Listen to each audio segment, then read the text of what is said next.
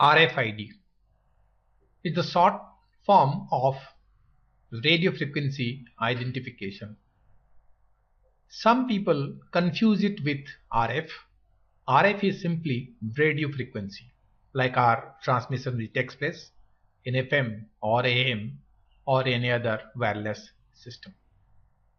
RFID is a different concept, and typically it comprises of two parts. One part is the RFID reader and the other part is RFID transponder, we call it. And the meaning, it could be a tag, a keychain like this, a tag or a card or a bigger size electronic device. But interestingly, this transponder or the passive, we call it passive tag, it doesn't have any power source. So we call it a passive tag. Whereas it's got a lot of electronics. It's got certain ICs, it has got certain memory to store certain data. But all that has to work only when it is powered. And that power comes by a induction method from the reader.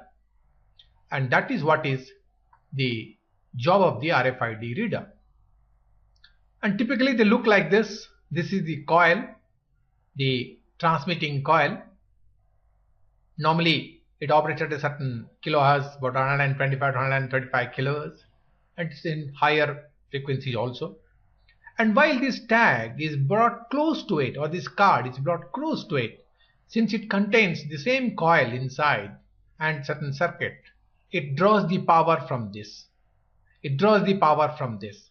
And once it gets the power, the circuit inside becomes active, and whatever data is there, the data is very small, it could be a few bytes, and those data which is there is transmitted to the reader and is received here.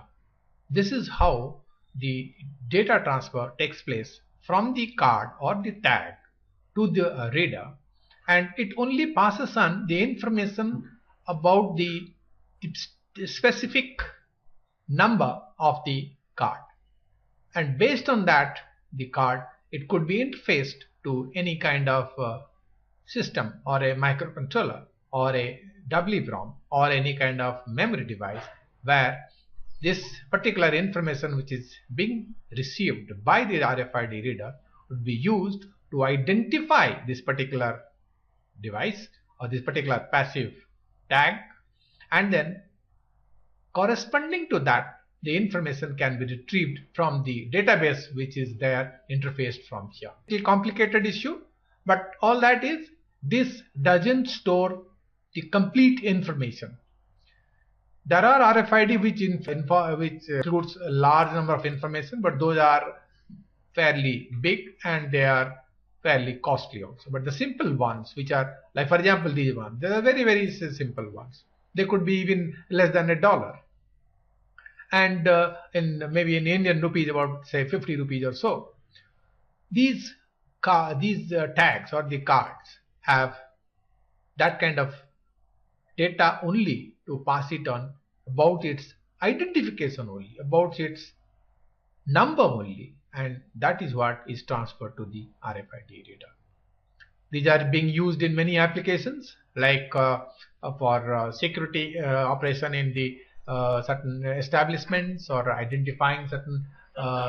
So to sum up, the power is received through the mutual induction by the passive tag, which is filtered, rectified and made DC so that the circuit operates here, and this again transmits, and that transmitted data reaches here and which is used for some other purpose.